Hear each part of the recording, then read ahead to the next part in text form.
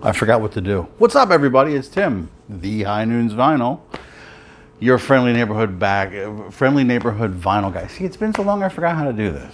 So, hope everybody's well. Here comes my co-host. He's going to pop in and say hi. Hi.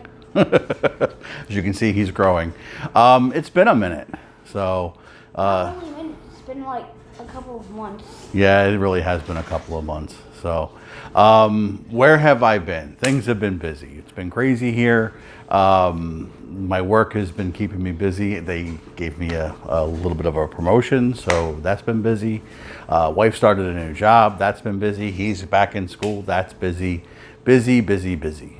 But, you know. Not really, nothing else, just busy. Just busy. We're So, glad to have the weekend. yes, we're definitely glad to have the weekend. So we can have like a couple of hours off. Yeah, so why don't you go back and enjoy some more of your time? my true host, everybody. It's his channel. I'm just playing on it. So anyway, so we are alive. We are well. Been busier than heck, and there you have it. So during this time, buying really hasn't slowed. It's been probably even more obnoxious. So I've got 2 stacks here. We're going to do a 2-parter. So let's get into it. Behind me, I know this was done a while ago, but I have some Erics on the wall for support for our good friend Eric Weinbender. Please continue to get better. Eric Idle was in the Ruddles. Yaz is upstairs at Eric's. Eric Burden declares war. And then the bassist from Cinderella, Eric Bittencourt. But I'm missing one, right? It was, I think the whole thing was the show 5. So let's go to EPMD's Strictly Business. This is a promo 7-inch 45 for the song from EPMD Strictly Business, which also samples Eric Clapton. So there's a double there. And if you want to talk about doubles, that's right. The kid has 2. Because DJs double up. Sorry for the obnoxious dog. So, Eric, please continue to get well. Thinking of you. All right, so on to the goods. Like I said, been a minute, so let's just kind of get kicking off. All of these, by the way, this 2 for this double shot, this 2-parter, this mini series, if you will, if you are into the comic books. All of these are new. I mean, like new, like as in I cracked the seal, new to me and new to the world. So I bought them all in a shrink-wrapped new condition. Saw a deal on this one, couldn't pass it up. This is the repress of Kraftwerk's The Man Machine. I mean, we don't need to talk about Kraftwerk. I think their work stands well on its own.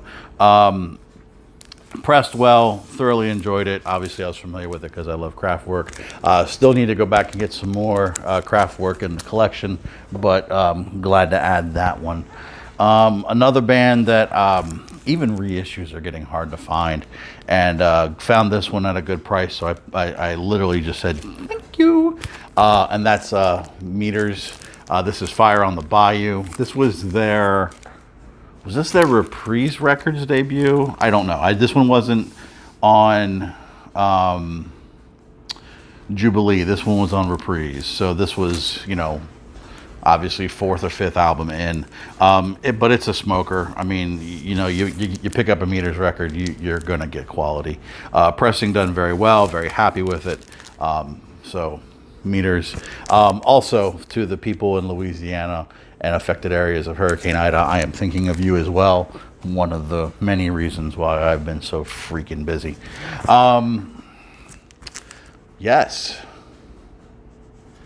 So this is Songs from Songus. This was recorded in... sorry, I had an itch on my nose.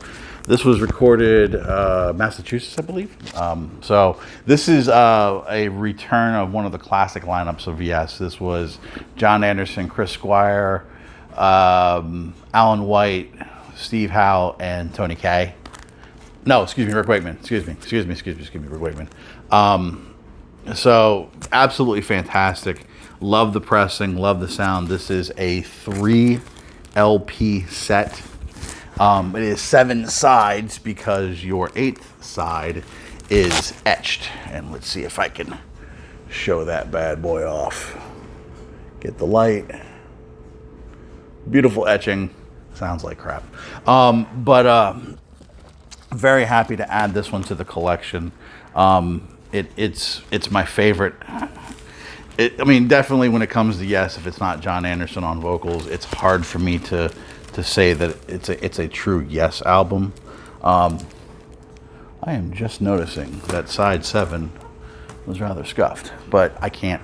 I mean, I had this pre-ordered and it didn't even come in, so I had to go elsewhere. And oh well, but it plays okay. So this one I'm gonna give you a needle drop on. So if you are familiar with the band Tool, you will know that Maynard, he gets these side project tangents.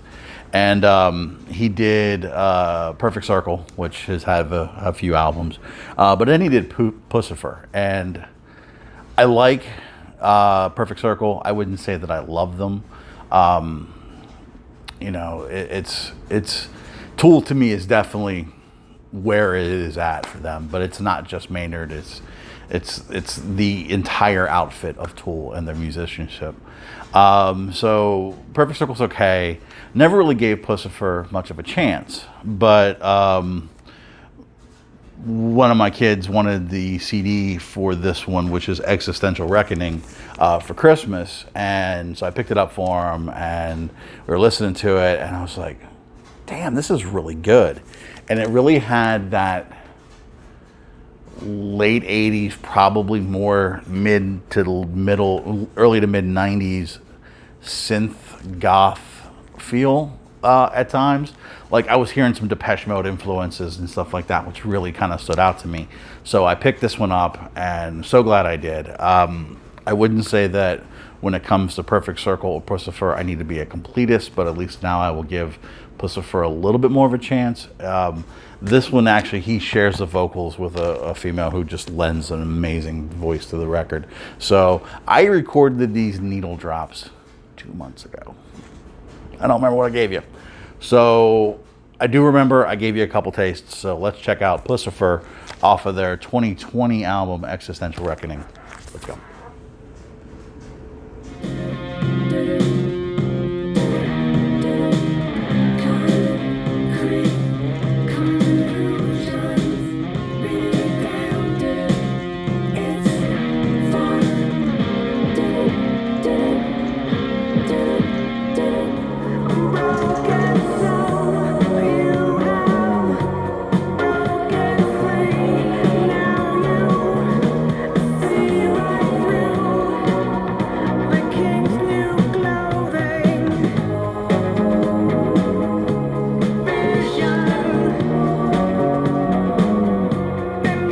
Fast through all this because, you know, we got stuff to do.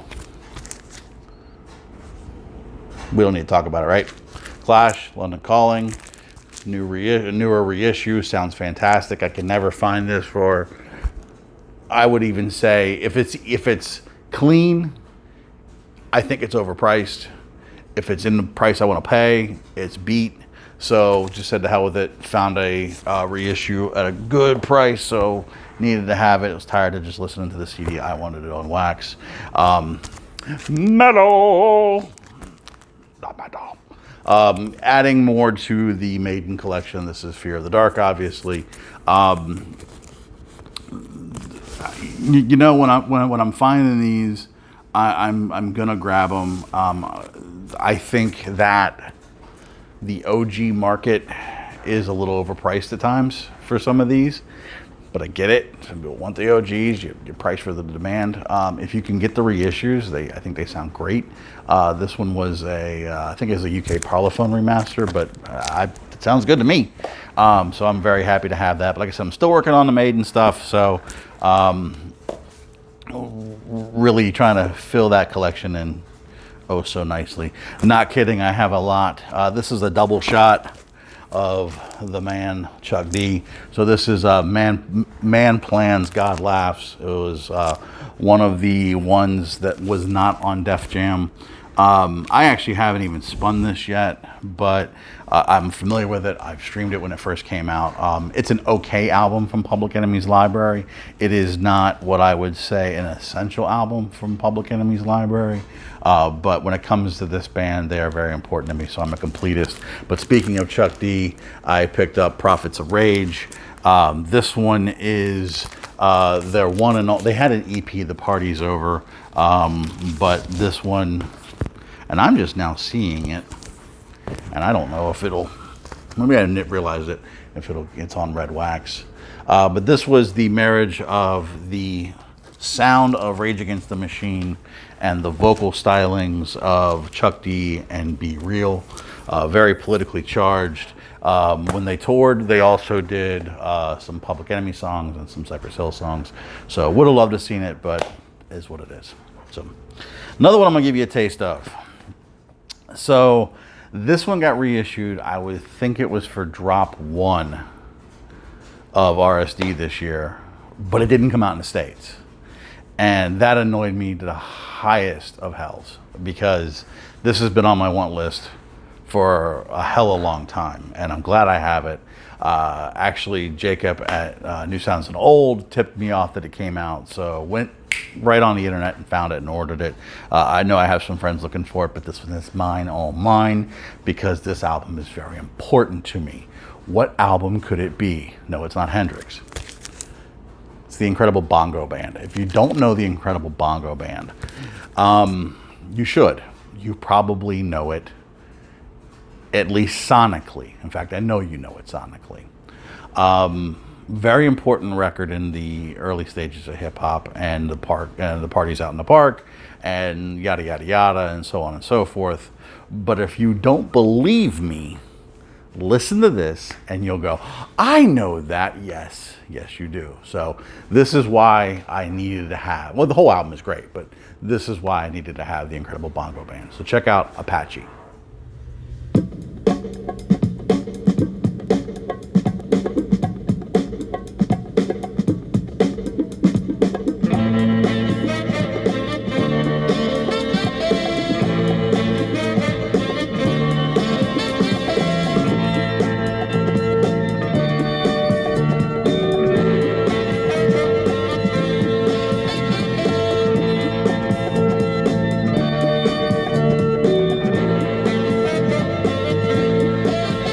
Speaking of Record Store Day, I did do some shopping on Record Store Day, drop 2. That's how long it's been, right? We all move past that shit. You know, I had Roy Gallagher, Cleveland Calling Part 1. I had to have Part 2. This is the electric set, and it smokes. You know you're in for a good time when this is the guy Hendrix called one of the best guitarists. So if you're not familiar with Roy, you're missing out. Definitely check out these. The Cleveland Calling series is amazing. Also on Record Store Day, I grabbed this one. This is KMD's One and Only. There was supposed to be a second album, but unfortunately events led to that one being shelved.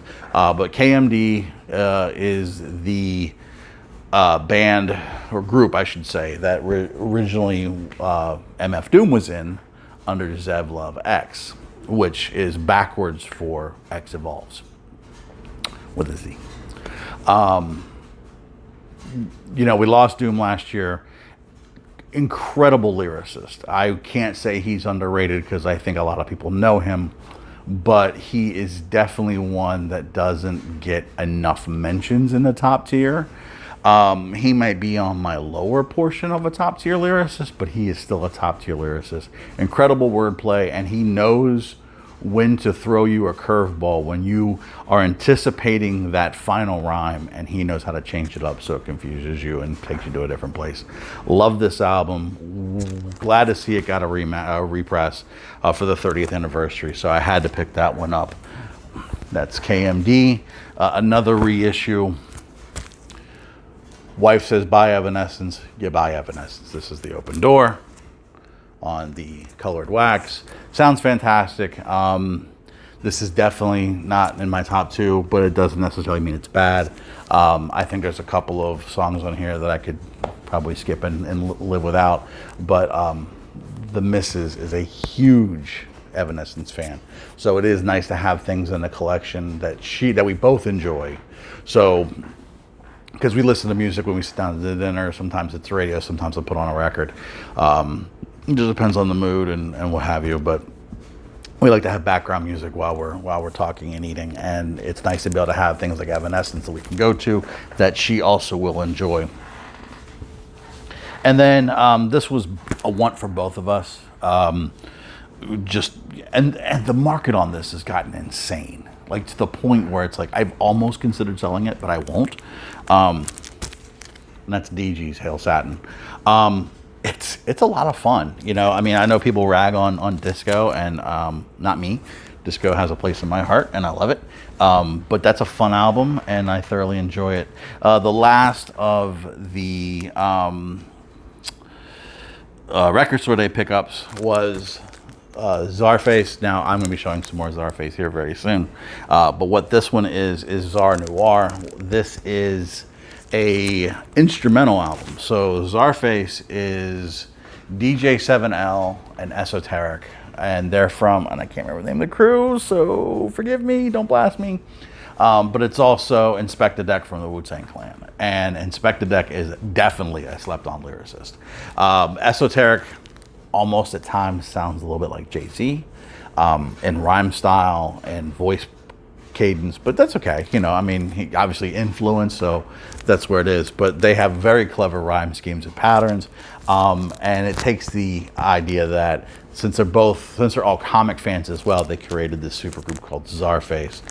They've had a couple of misses, but mostly they're all pretty much bangers. But they have a series of instrumental albums as well, and this one came out for Rekkid Store Day, so I thought I'd give it a shot. What's cool about it is that the jacket is actually a comic book about the adventures of Czarface. So I haven't decided if I'm going to continue down the instrumental path. It was good, don't get me wrong, I liked the instrumentals on it. My problem is that you're paying a premium price and you're coming in at under 30 minutes. So I don't know. I'm going to maybe see what the aftermarket is like. So that was the extent of the Rekkid Store Day pickups. A couple more here, then we're going to move on to part 2. A couple jazz things, Tone Poet releases. I know this one's been making the rounds, McCoy Tyner. This is expansions. What can you say about this? This is a little bit more out there than your standard hard bop, but it's out there. It doesn't go to the point of no return where you can't come back and go, okay, I see what you're doing. So it's out there enough to make it very interesting and unique, but it's not so out there where you're like, oh, I forgot to take, you know, some Everclear to enjoy what the hell is going on here. So love this album. Glad it 3 issues sounds fantastic, as all Tone Poets do. Speaking of Tone Poets, this is The Witch Doctor from Art Blakey and the oh my goodness, the Jazz Messengers. Why did I just brain fart on that? Because it's been a minute and I haven't listened to this crap in forever. Anyway, another Tone Poet. I'm slowly but surely trying to get as many Tone Poets as I can absolutely find. So another one, glad to have it to add into the jazz section. Yeah, that's another thing I did while I was away, was I reorganized everything a little bit, and hip hop now lives in its own section, jazz lives in its own section. I have my comps and then my soundtracks and then everything else, but I may do more sections down the road, so I haven't decided. So remember back when we did the vinyl tag? No? Okay. We did the vinyl tag. And one of the questions was, what was one of your big ones this year? Salt. Not the seasoning. I have high blood pressure. I need less salt. But Salt, the band, S-A-U-L-T. And these are their 2 offerings from 2020. Rise and Black Is. So Black Is was kind of inspired by the events from George Floyd. We're not going to get into the whole politicalness of it. We're just, that's what it was. And then Rise was afterwards, yes, if I remember correctly. And that was kind of like the rising above everything. Salt is Afrobeat, funk, jazz, hip hop goodness with a sweet soul edge. I mean, they do straddle these lanes very, very well. They take a page from albums like What's Going On or Songs in the Key of Life, that inspirational, that soulful, that we're standing on a cause, and they really put it to music in a beautiful way. They've done 4 albums so far. I need to get 5 and 7, and 9 is coming out next month, and that's already pre-ordered. John, the Digital Gramophone, turned me on to these guys, as well as Paul, Paraka P-Dub.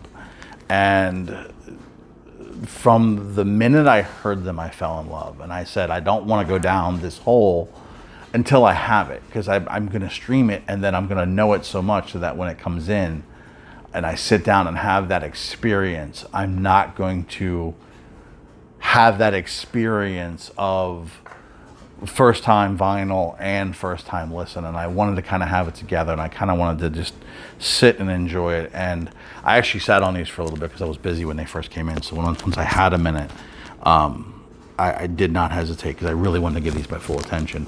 And once I spun them, I couldn't stop. I've actually had these for a few months, and I feel like I can now show them and put them away, because I don't put anything away until I show it. But I've been blown away by this band. They are just an amazing collective of musicians who, in my opinion, need to be heard. In fact, so much so that when Questlove was asked, hopefully you've seen the Summer of Soul doc that's been making the rounds, but if you did, he was asked who would be some of the people you would want to get for a Summer of Soul now, and Salt was on that list. So I'm gonna sneak in some drops from both albums. Again, I apologize that I do not remember what I played, but I want to give you just a taste. Just a taste. You need to go explore it for yourself, but I want to at least whet your appetite to see what you could be missing. So let's check out some Salt. You're free and be on your way. Things are gonna change. It's a hard life, fighting to everything. I'm gonna scrap whatever you say, 'cause nobody can do it my way. Throw it in the bin and light the coffin. I promise you I'll be everything. I'm gonna scrap whatever you say, 'cause nobody can move it forward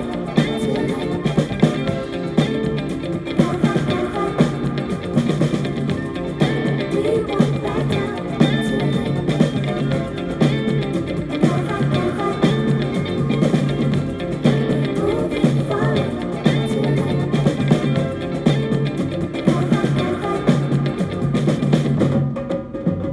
move it